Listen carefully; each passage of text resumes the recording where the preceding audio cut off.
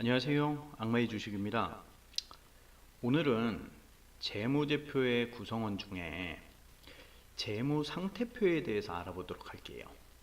재무상태표도 그 내용에 대해서 심도 있게 파고 들어가면 굉장히 많은 분량이 나오는데 오늘 방송에서는 전문가분들이 알아야 하는 그런 심도 깊은 내용들은 제외를 하고 앞으로 재무제표를 분석하는 데 있어서 꼭 필요한 내용들만 최소화해서 간단하게 알려드리도록 하겠습니다. 그럼 본격적으로 한번 시작해 보도록 하겠습니다. 먼저 재무상태표라는 게 뭘 뜻하는 거냐면요. 우선 저번 방송에서 재무제표를 기본적으로 이렇게 좀 한번 설명을 드렸었는데 다시 한번 간략하게 좀 짚고 넘어가 보도록 할게요. 우선 재무제표는 핵심만 딱 요약해서 말하면 보다 기업의 재무보고서다. 기억나시죠? 재무제표를 구성하는 요소들도 당연히 기억하시죠? 재무상태표, 손익계산서, 자본변동표, 현금흐름표, 주석 이렇게 5가지로 구성되어 있습니다. 맞죠? 오늘은 그 중에 제일 첫 번째 구성 요소인 재무상태표를 한번 훑어보도록 하겠습니다. 재무상태표의 재무상태표라는 게 정의부터 다시 한번 말씀을 드리면 일정 회계 시점부터 자산, 자본, 부채에 따른 재무상태를 기재한 문서이다. 기억나시죠? 그럼 재무상태표의 구성 요소에는 어떤 것들이 있는지 한번 확인을 해 볼게요. 눈치 빠르신 분들은 아실 것 같은데 재무상태표의 정의에서 구성 요소들이 이미 다 나왔죠. 예, 바로 자산, 자본, 부채 3가지입니다. 이 3가지를 가지고 좀 더 세분화시켜 가지고 기재해 놓은 문서가 바로 재무상태표인데요. 좀 더 구체적으로 알아볼게요. 참고로 오늘 방송에서는 지금 요 PPT에 보시면 자본은 파란색, 부채는 분홍색, 자산은 보라색으로 표시를 해놨죠. 요 색상을 그대로 유지를 할 거니까 색상을 조금 눈에 익혀 놓으시면 조금 더 이해하시기가 편하실 거라고 생각이 됩니다. 그럼 이제 다음으로 넘어가 볼게요. 재무상태표의 3대 구성 요소 자산, 자본, 부채 요걸 좀 확인을 해 보도록 하겠습니다. 먼저 예를 좀 하나 들어보게요. 일단 저를 가지고 예를 들도록 할게요. 악마의 주식이 가지고 있는 재산을 한번 살펴보도록 하겠습니다. 물론 설명을 드리기 위해서 만든 가상의 상황이니까 오해는 하지 마시고요.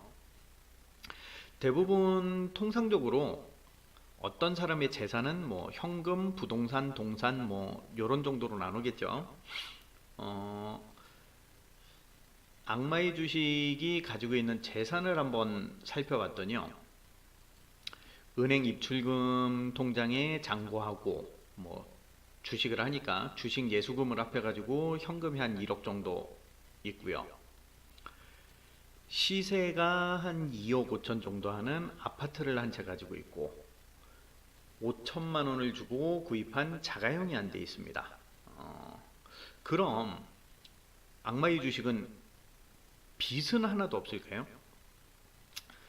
요즘 세상에 빚 없는 사람이 없죠.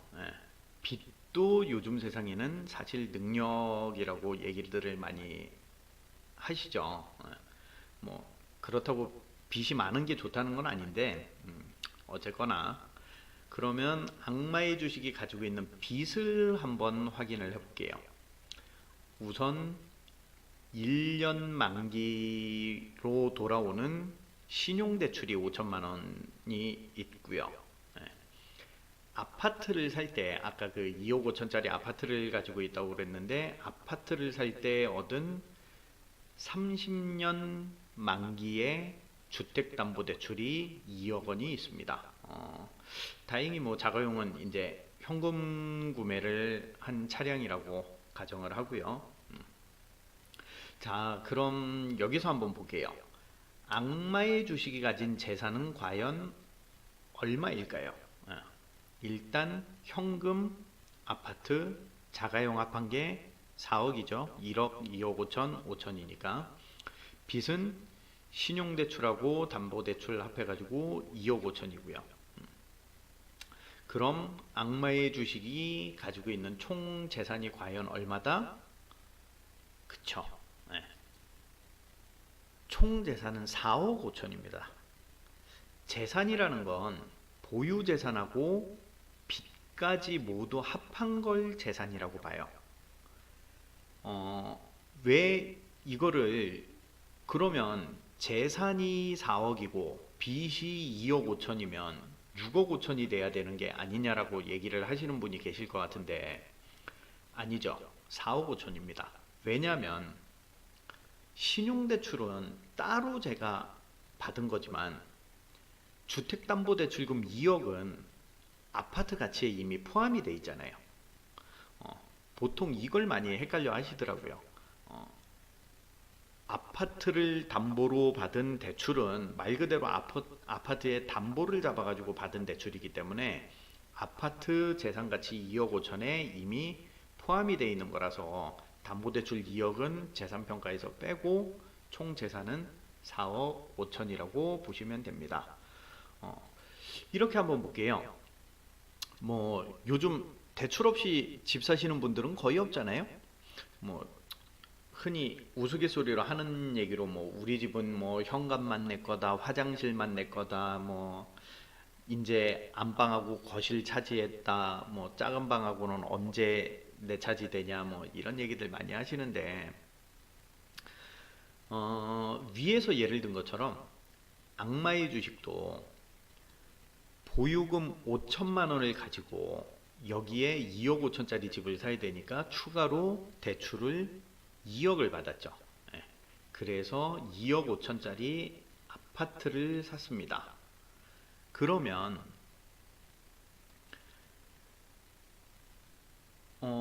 주택담보 비율이 뭐 여담이긴 합니다만 2억 5천짜리 아파트에 대출이 2억이면 담보 비율이 80%죠. 요즘같이 주택담보대출이 좀 까다로운 시대에 80%면 뭐 상당한 능력자죠. 뭐 어쨌거나 그러면 제 아파트의 가치는 얼마일까요? 악마의 주식이 가지고 있는 아파트의 가치는 2억은 제 돈이 아니고 5천만 원만 제 돈이니까 악마의 주식이 가지고 있는 아파트의 가치는 그럼 5천만 원이 되는 건가요? 아니죠. 아파트의 재산 가치는 2억 5천이 맞는 거죠. 매매를 하게 되면 2억 5천에 거래를 해야 되잖아요. 그쵸? 2억 5천을 받고 팔아서 저는 물론 담보대출 2억을 갚아야 되겠지만 어쨌거나 실제로 거래되는 가격은 2억 5천에 매매를 하게 될 테니까 이 아파트의 가치는 2억 5천짜리 아파트고 제 돈이 5천만 원 들어갔다고 그래서 다른 사람들이 야 니네 아파트 얼마냐라고 얘기를 할 때 5천만 원이야 라고 얘기를 하지는 않죠. 실제로 거래되는 금액인 2억 5천이라고 얘기를 하고 그게 아파트의 가치가 되는 거죠. 이게 재산 가치예요. 본인이 가지고 있는 보유자금 외에도 부채까지 합해서 빚까지 합해서 다 합쳐 놓은 게 바로 그 재산 가치가 되는 거죠. 이 재산을 바로 회계상으로 자산이라고 얘기를 하고요. 빚을 부채라고 얘기를 합니다. 자산에서 부채를 뺀 나머지를 자본이라고 얘기를 해요. 자본은 순자산이라고도 부르기도 하고요. 순수한 본인의 자산, 순자산이라고도 얘기를 합니다. 이해 가시죠? 그럼 다시 한번 정리를 해볼게요. 악마의 주식이 가지고 있는 자산은 총 얼마다? 그쵸? 4억 5천만 원이죠. 그 중에 부채는 얼마다? 2억 5천입니다. 아파트에 보시면 2억은 제가 부채를 뜻하는 핑크색으로 표시를 해놨고 5천만 원은 제 돈이니까 자본을 뜻하는 파란색으로 표시를 한다고 말씀을 드렸죠. 그러면 악마의 주식이 가진 순자산, 즉 자본은 얼마다? 그쵸, 2억입니다. 이게 바로 자산과 부채와 자본의 관계예요. 자본과 부채를 더한 게 자산이 되는 겁니다.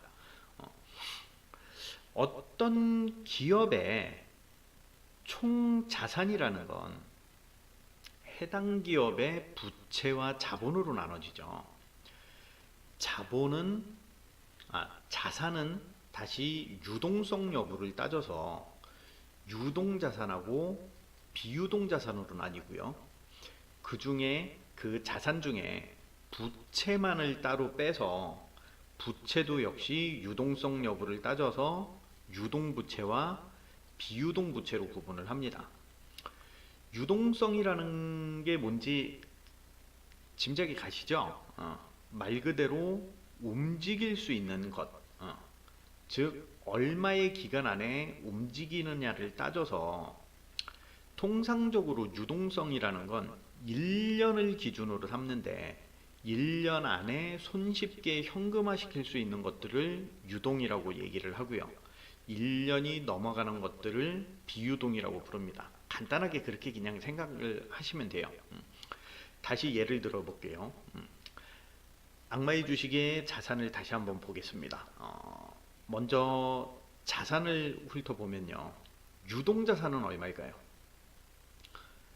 현금하고 신용대출은 당연히 유동자산이겠죠. 현금이니까 말 그대로. 자동차도 손쉽게 처분이 가능하니까 유동자산으로 봐야 되고요. 부동산은 우리 가족이 쭉 살아야 하는 곳이고, 부동산 같은 경우에 거래가 그렇게 쉽게 일어나는 게 아니기 때문에 비유동자산으로 구분을 합니다. 쉽게 얘기해서 동산과 부동산, 그게 바로 유동과 비유동의 차이예요. 비슷한 개념이라고 생각을 하시면 돼요.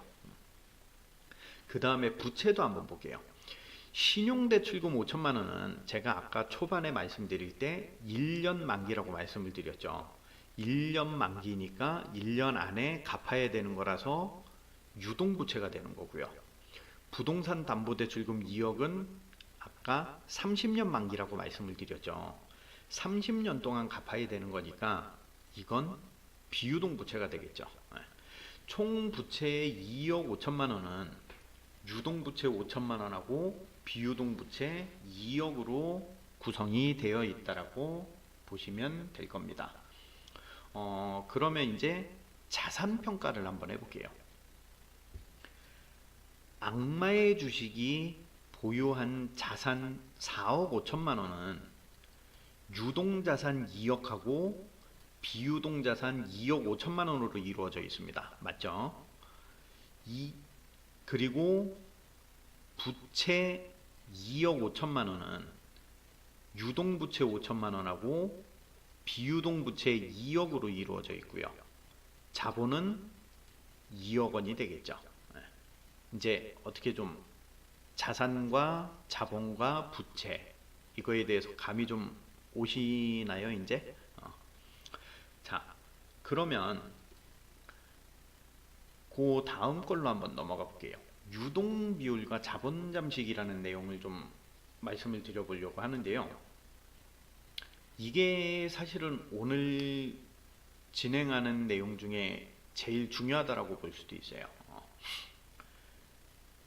먼저 유동비율을 먼저 한번 볼게요.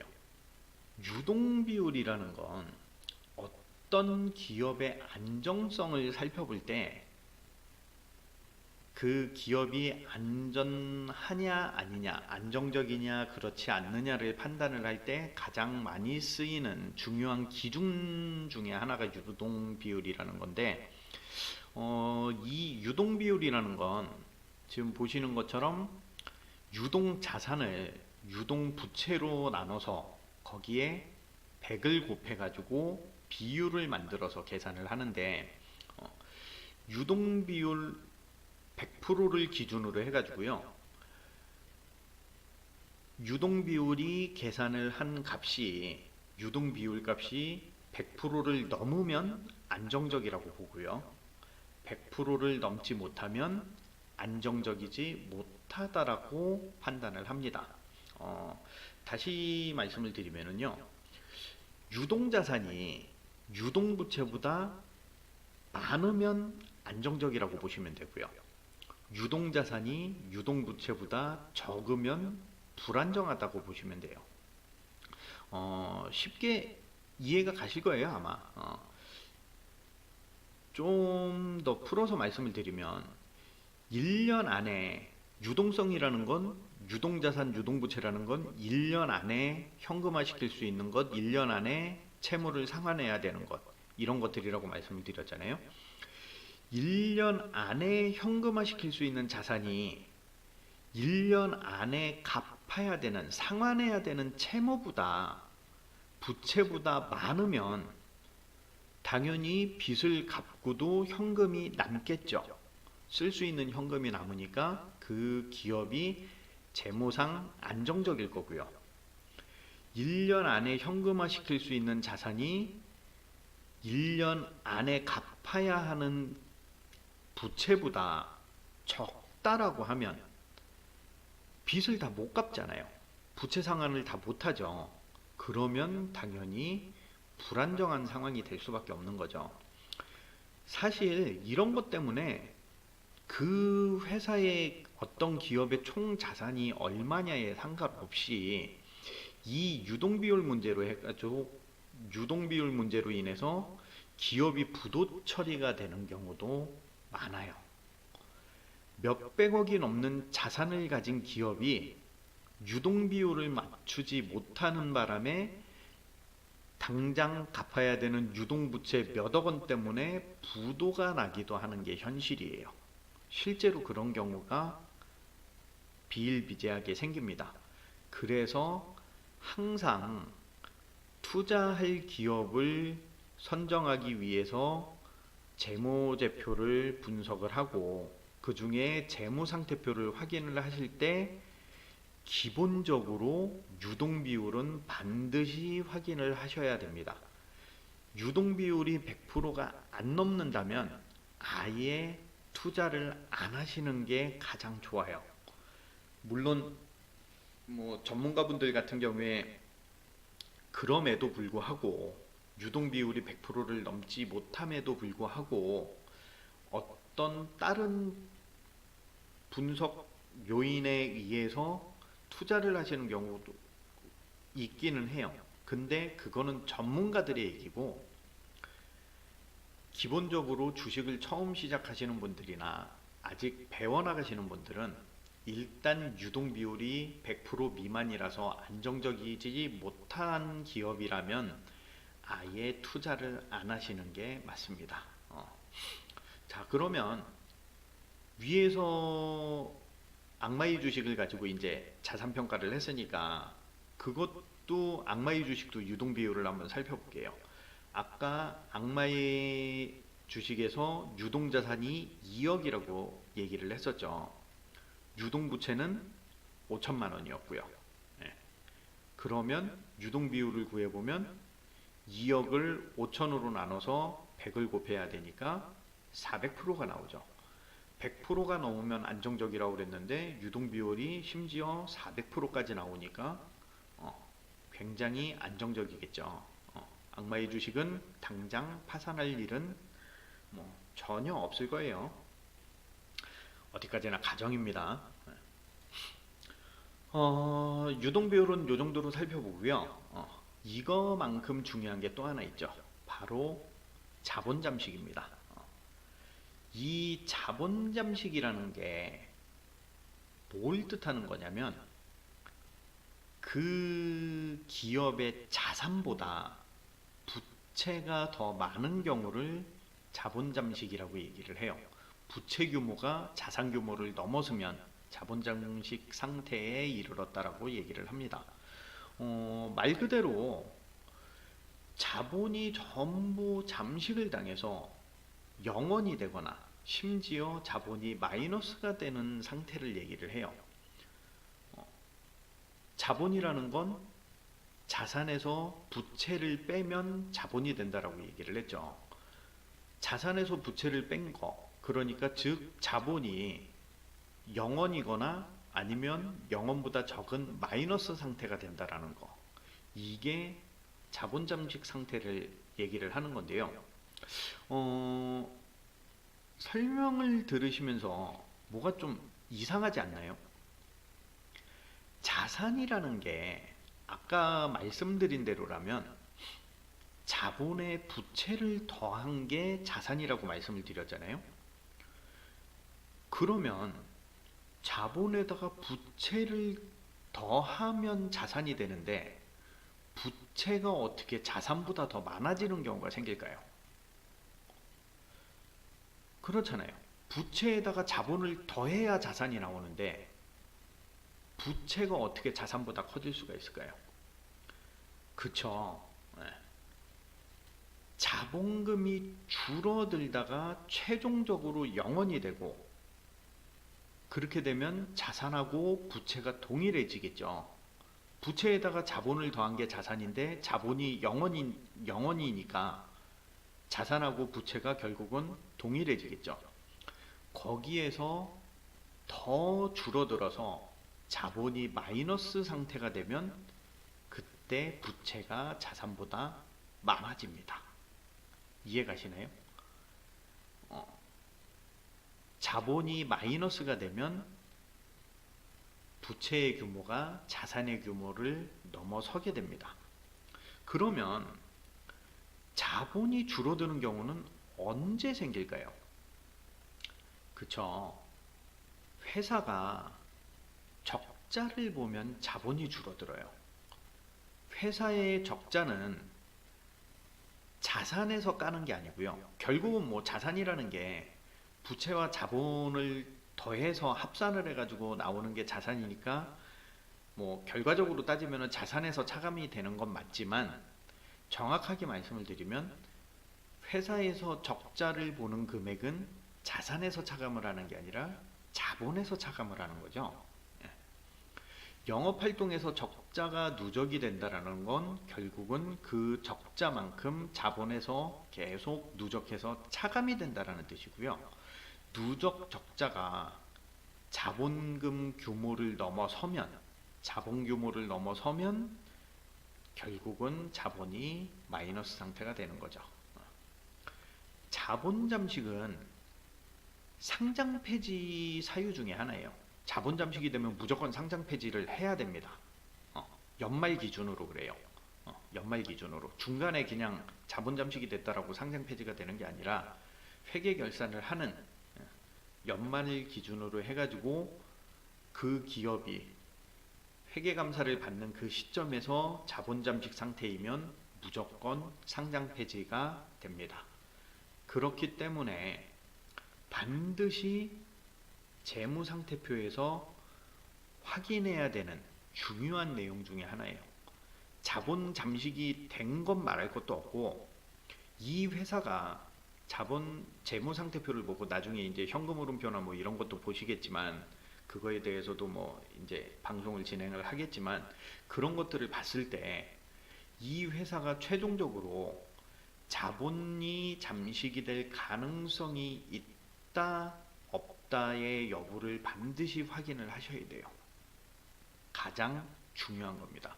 왜냐하면 이거는 유동 비율이 불안정하다 뭐 이런 차원이 아니고, 자본이 잠식이 됐다라는 건 상장 폐지가 된다라는 얘기고, 상장 폐지가 된다라는 얘기는 내가 가지고 있는 그 기업의 주식이 바로 휴지 조각이 된다라는 얘기예요.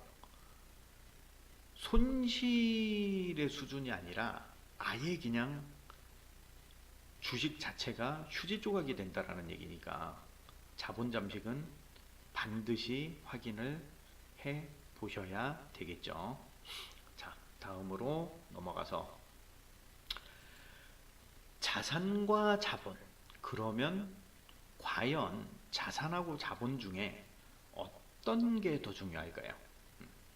이제 뭐 재무 상태표는 기본적인 걸 보실 수 있는 수준은 되실 거예요. 지금까지 말씀드린 내용을 이해를 하셨다면 그러면 과연 자산하고 자본 어떤 게 더 중요하겠습니까? 그렇죠. 결과만 먼저 말씀을 드리면 투자자에게 중요한 것은 자본이에요. 회사의 청산 가치에 대해서 설명을 좀 한번 드려볼게요. 물론 어떤 회사를 청산하거나 매각한다라는 게 뭐 그렇게 간단한 일은 아닌데, 뭐 저희는 뭐 전문가가 될 건 아니니까, 저희가 뭐 M&A를 할 것도 아니고 뭐 기업 사냥꾼이 될 것도 아니니까, 그런 어떤 회사를 청산을 하거나 합병을 하거나 뭐 매각을 하거나 거기에 붙는 그런 복잡한 제반 사항들은 다 일단 제껴두고요. 아주 간단하게만 보면 회사를 처분을 했을 때 과연 그 회사의 주주가 받게 되는 건 자산인가요? 자본인가요? 그쵸. 매각 대금은 어떤 기업을 매각을 하거나 청산을 하게 되면 그 매각 대금이야 당연히 자산 가치를 기준으로 정해지겠죠. 그 회사의 총 자산 가치를 가지고 가치 산정을 해가지고 정하겠지만 결국은 주주한테 남는 건 자본이에요. 간단하게 좀 설명을 드려볼게요. 이것도 또 악마의 주식을 예로 들어서, 악마의 주식이 다른 동네로 이사를 가기 위해서 살고 있던 아파트를 처분을 해야 되겠죠. 이사를 가려면.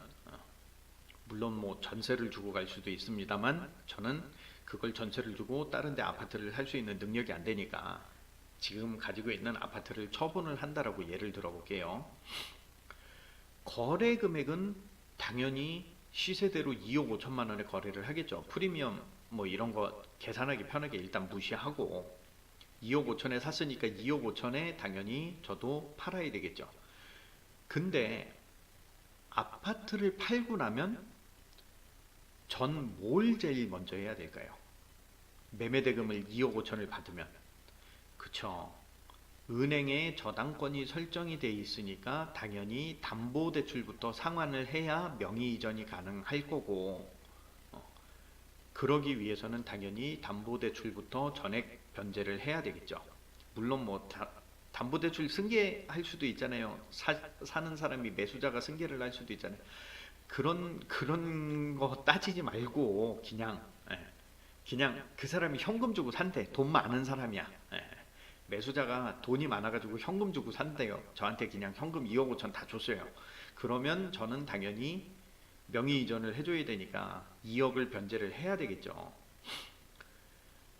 은행에 저당권이 설정된 담보대출부터 변제를 하면 매매대금 2억 5천만 원을 받아서 대출금 2억을 변제를 하면 결국은 제 손에 남는 건 5천만 원이죠. 그 5천만 원이 뭐다? 그쵸. 그게 제 자본이죠. 악마의 주식이 가지고 있는 자본.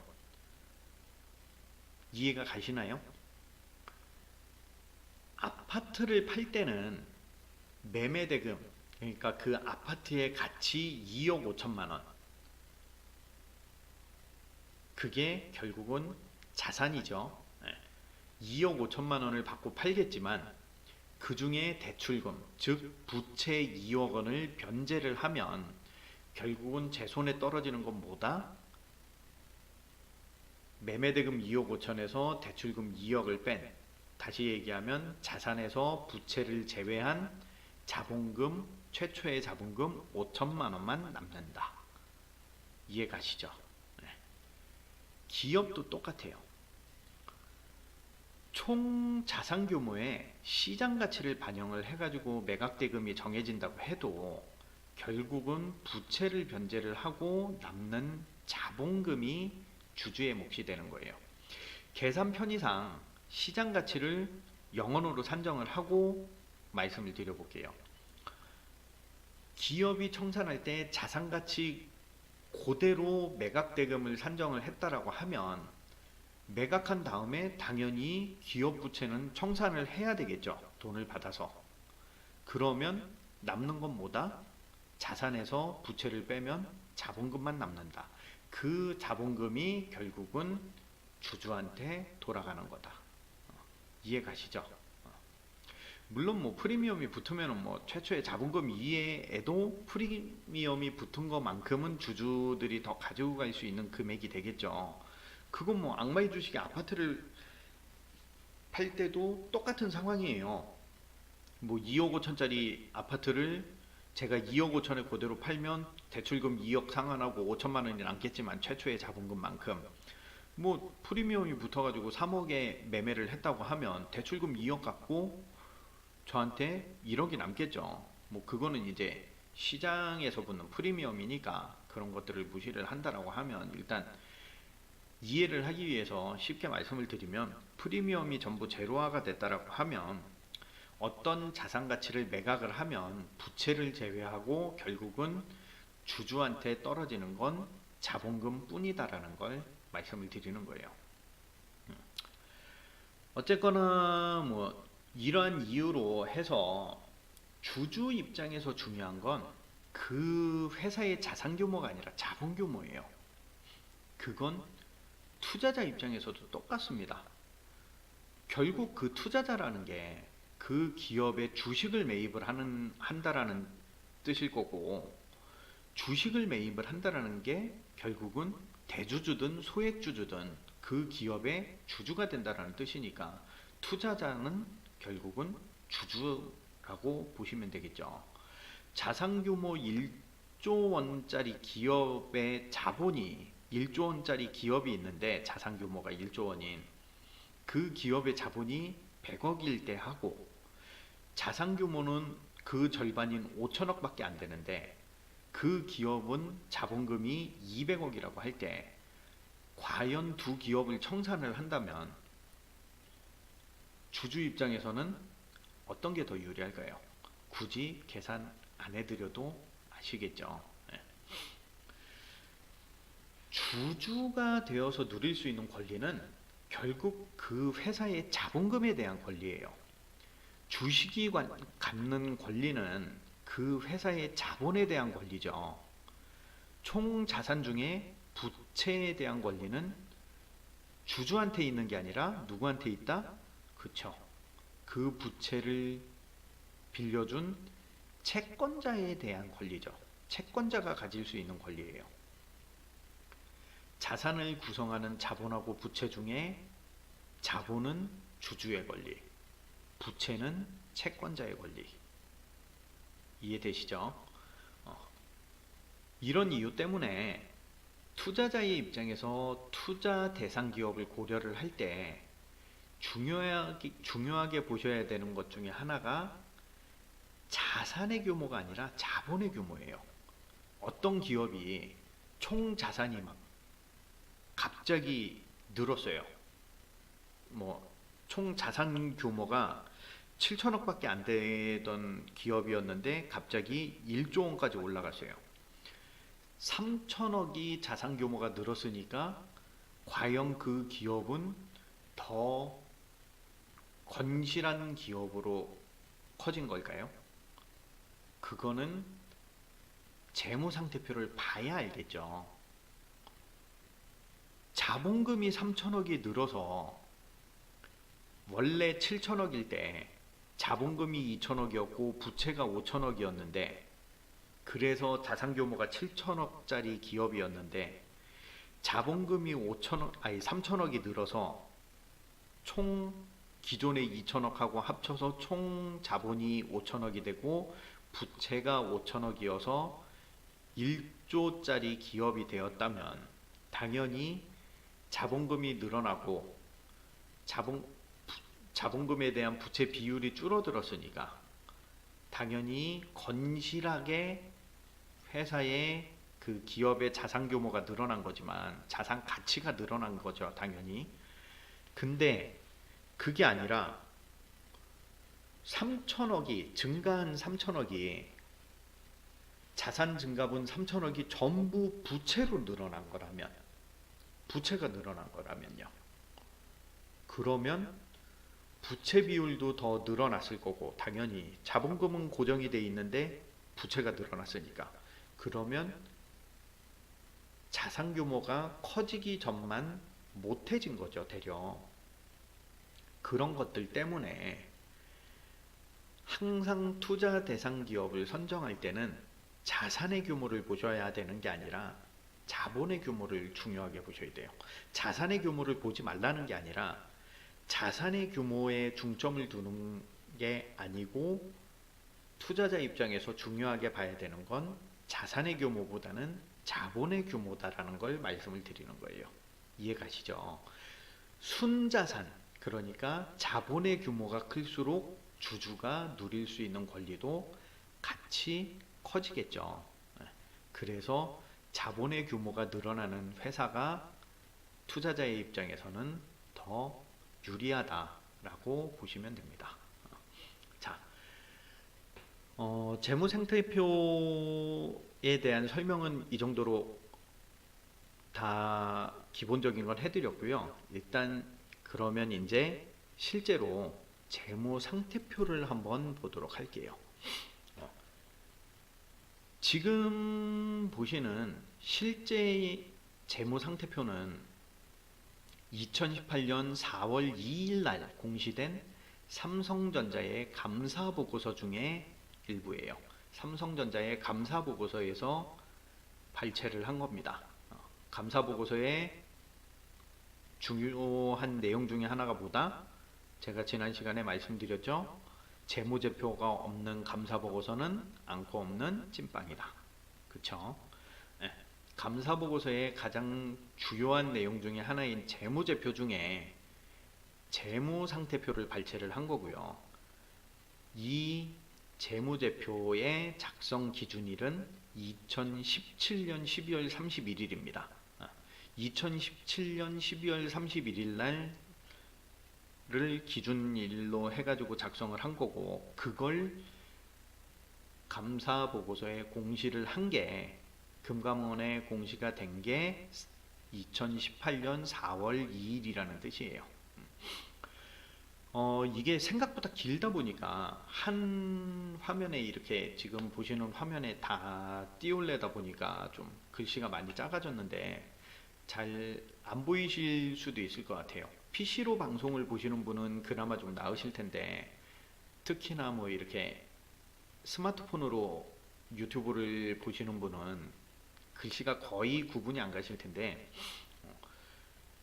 글씨가 작아서 잘 안 보여요, 뭐 이런 얘기 하지 마시고요. 실제로 다트에서 검색을 해가지고 직접 화면을 한 번씩 띄워놓고 오늘 언급한 내용들을 눈으로 직접 확인들을 한번 해보세요. 제가 지금 이거 보여드리는 건 뭐 이제 실제 예시를 보여드리기 위해서 말로만 하는 것보다, 그래도 뭐 재무상태표에 대해서 방송을 진행을 했는데 실제 재무상태표가 어떻게 생겼다라는 건 한번 보셔야 되니까, 그래가지고 보여드리려고 띄워놓은 거지, 뭐 이 수치들을 보시라고 띄워놓은 건 아니니까. 궁금하신 건 뭐 삼성전자가 아니어도 좋아요. 본인이 평상시에 관심이 있던 기업이나 아니면은 뭐 지금 현재 뭐 투자를 하고 있는 뭐 주식을 보유를 하고 계시는 기업들이 있다면 다트에 들어가셔가지고 전자공시 시스템에 들어가셔서 해당 기업의 감사보고서를 검색을 하셔가지고 재무제표를 열어보시고 그 중에 재무상태표를 한 번씩 띄워서 오늘 방송에서 언급했던 내용들을 한번 직접 확인을 해보세요. 그게 제일 좋아요. 자, 한번 볼게요. 위에서부터 차례대로 오늘 말씀드린 내용들이 나오죠. 자산, 보라색으로 체크가 됩니다. 자산, 그 다음에 부채, 그 다음에 자본, 이렇게 표시가 돼 있죠. 위에서부터 나열되어 있는 거 보이시죠? 또 뭐 오늘 설명드린 항목들은 이제 제가 간단하게 설명을 드리다 보니까 자산에 포함되어 있는 유동자산, 비유동자산, 부채에 포함되어 있는 유동부채, 비유동부채, 그 다음에 자본, 이렇게만 설명을 드렸는데 그 밑으로 보시면 유동자산에도 뭐 세부 항목이 또 9개로 나눠지고 비유동자산도 8개로 나눠지고 부채도 유동부채는 10개의 항목으로 나눠지고 비유동부채는 4개의 항목으로 나눠지고 뭐 이런 것들이 보이시죠? 자본도 또 4개로 이렇게 나눠지고요. 통상적으로 자본금을 자본이라는 용어로 같이 쓰기는 하시더라고요. 근데 정확하게 회계적으로 얘기를 하면 자본과 자본금은 다릅니다. 지금 보시면 아시겠죠? 자본금이라는 건 자본의 한 항목일 뿐이에요. 자본은 자본금 외에도 지금 여기 보이는 것처럼 주식 발행 초과금, 주식 발행 초과금이라는 건 뭐 주식을 이렇게 발행을 하면 액면가가 있고 실제 거래되는 거래가가 있잖아요. 그 차익을 얘기를 하는 거예요. 뭐 이런 것들도 뭐 나중에 또 설명을 드리겠습니다만 어쨌거나 자본의 항목은 자본금 외에도 주식 발행 초과금, 이익잉여금, 기타 자본 항목 뭐 이런 식으로 해가지고 항목이 여러 개로 나눠져 있어요. 그러니까 좀 명확하게 짚고 넘어가시려면 자본금과 자본은 다른 거다라는 걸 좀 기억을 하셔야 될 것 같아요.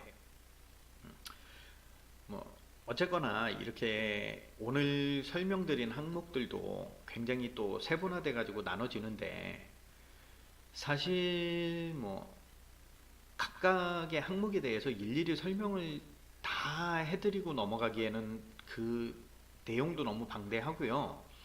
또 사실 그렇게 심도 깊게 아실 필요는 없어요.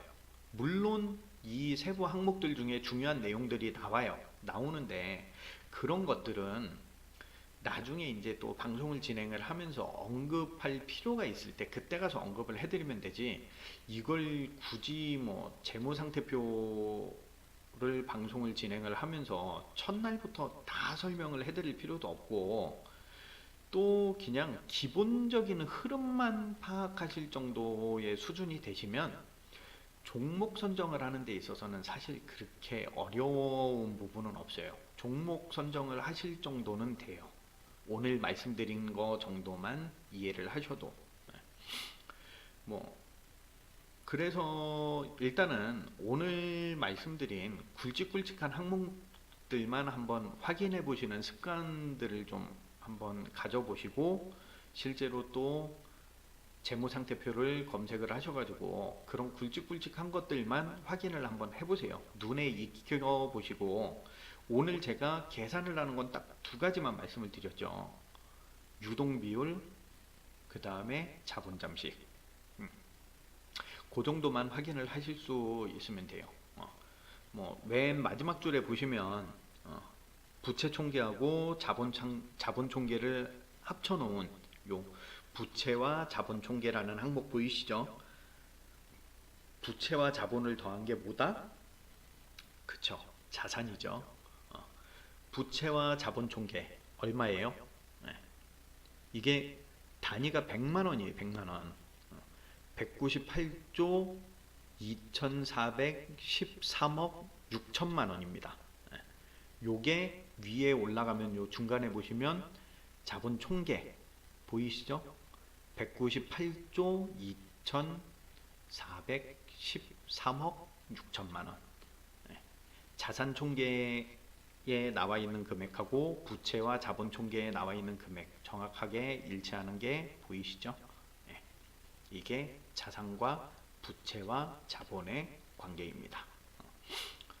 뭐 말씀드린 김에 뭐 따로 PPT에 제가 기재를 하진 않았는데 뭐 삼성전자 뭐 오늘 말씀드렸던 유동비율도 한번 계산을 해보세요. 제가 계산을 대충 해봤더니 유동비율 어떻게 계산하는지 말씀드렸죠. 유동자산을 유동부채로 나눠가지고 거기에다가 100을 곱하면 됩니다. 유동자산이 얼마예요? 요 맨 위에 있죠. 70조가 넘어가죠. 70조 10조 1,551억 8,900만 원. 뭐 대충 뭐 70조 정도로 잡고, 그 다음에 유동 부채가 얼마예요? 44조가 넘죠. 44조 한 5천억 정도 되는데, 요거 계산을 해보시면 70조를 44조 5천억으로 나눠가지고 거기에다가 곱하기 100을 해보시면 157.67%가 나와요. 100%가 넘으면 안정적인 거라고 말씀을 드렸죠.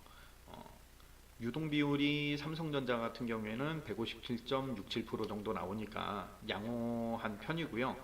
자본 규모도 계산을 해보시면 됩니다. 총 자본을 부채로 나눠보시면 되겠죠. 자본 규모도 부채의 3배가 넘죠. 자본 총계가 151조 5천억이 조금 넘고요. 부채 총계가 46조 6천억이 조금 넘으니까 계산을 해보면 자본 규모가 부채의 3배가 조금 넘어요. 재무상으로도 굉장히 안정적이다라고 보실 수 있겠죠. 유동 비율도 양호하고 자본 잠식을 당할 일도 없고, 일단은 자본 규모가 지금 부채의 3배가 넘으니까 이런 식으로 그냥 계산을 한 번씩 해보시면 돼요. 근데 의외로 뭐 삼성전자니까 당연히 그래야 되는 거 아니냐라고 얘기를 하실 수도 있는데, 의외로 대기업 계열사 중에도 뭐 물론 자본 잠식 사유 때문에 그런 경우도 있고요. 그 외적인 다른 사유로 뭐 요것도 한번 방송을 해드릴 텐데, 상장 폐지가 되는 사유들이 있거든요. 법규상으로 나와 있는 이러이러한 조건에 부합되면 상장 폐지 또는 관리 종목 편입, 이런 조건들이 있는데, 의외로 대기업 계열사들 중에도 그 조건에 걸려서 부합이 되는 바람에 관리 종목에 들어가거나 관리 종목에 편입이 되거나 상장 폐지가 되는 경우가 의외로 종종 생깁니다. 아셔야 돼요. 대기업이라고 항상 안전한 건 아니에요. 대기업이라고 설마 그래도 대기업 계열사인데 모기업에서 그걸 놔두겠어? 그룹 차원에서 그걸 놔두겠어? 놔두는 경우도 있습니다. 어떤 사유로든 그 사유가 뭐 그 회사가 더 이상 뭐 존속 가치가 필요 없어져서, 또는 뭐 사업의 수익성이 없어서, 뭐 이런 이유든 아니면은 말 못할 다른 이유든, 복잡한 뭐 그들만의 또 나름의 이유가 있으니까요. 그런 이유든 어쨌거나 대기업 계열사도 상장 폐지가 되는 경우가 종종 생깁니다. 대기업 계열사라고 무작정 믿으시면 안 돼요. 그런 생각을 가지고 주식 투자를 하시면 100이면 100 다 손실 보세요. 그러니까 항상 그런 부분을 염두에 두셔야 됩니다.